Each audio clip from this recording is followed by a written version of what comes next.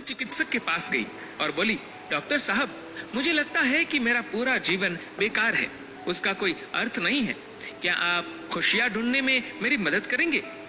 मनोचिकित्सक ने एक बूढ़ी औरत को बुलाया जो वहाँ साफ सफाई का काम करती थी और उस अमीर औरत से बोला, मैं इनसे आपको ये बताने के लिए कहूंगा कि कैसे इन्होंने अपने जीवन में खुशियां ढूंढी।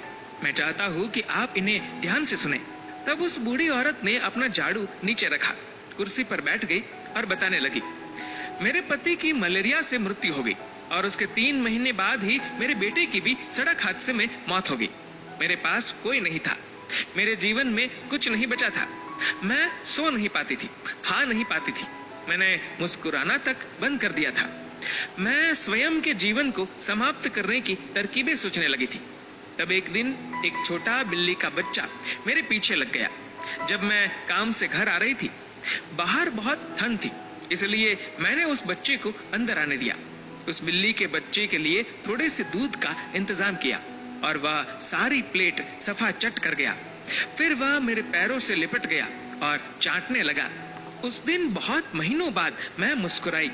तब मैंने सोचा, यदि इस बिल्ली के बच्चे की सहायता करने से मुझे खुशी मिल सकती है, तो हो सकता है कि दूसरों के लिए कुछ करके मुझे और भी खुशी मिले।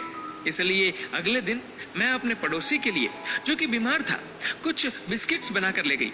हर दिन मैं कुछ नया और कुछ ऐसा करती थी जिससे दूसरों को खुशी मिले और उन्हें खुश देखकर मुझे खुशी मिलती थी। आज मैंने खुशियां ढूंढी है, दूसरों को खुशी देकर।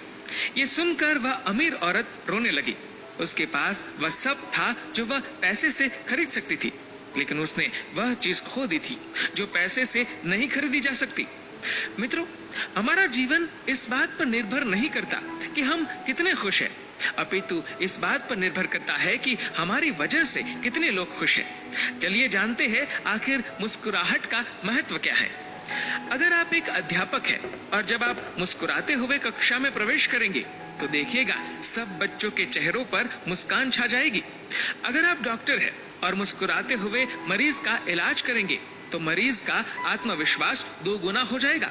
अगर आप एक गृहिणी हैं तो मुस्कुराते हुए घर का हर काम कीजिए, फिर देखना पूरे परिवार में खुशियों का माहौल बन जाएगा। अगर आप घर के मुखिया हैं तो मुस्कुराते हुए शाम को घर में घुसिए, देखना पूरे परिवार में खुशियों का माहौल बन जाएगा।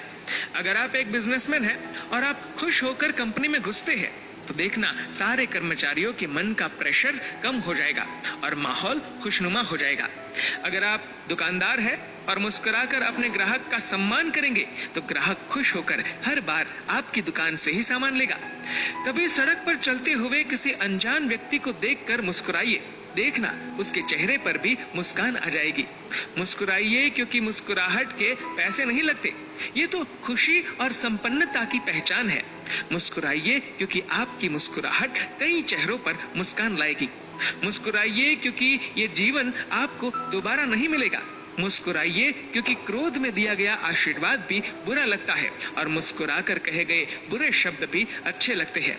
मुस्कुराइए क्योंकि दुनिया का हर व्यक्ति खिले फूलों और खिले चेहरों को पसंद करता है। मुस्कुराइए क्योंकि आपकी हंसी किसी की खुशी का कारण बन सकती है। और सबसे बड़ी बात, मुस्कुराइए क्योंकि ये मनुष्य होने की पहचान है, इसलिए स्वयं भी मुस्कुराए और औरों के चेहरे पर भी मुस्कुराहट लाइए। दोस्तों, इस वीडियो को लेकर आपकी क्या राय है, नीचे कमेंट करके जरूर बताएगा।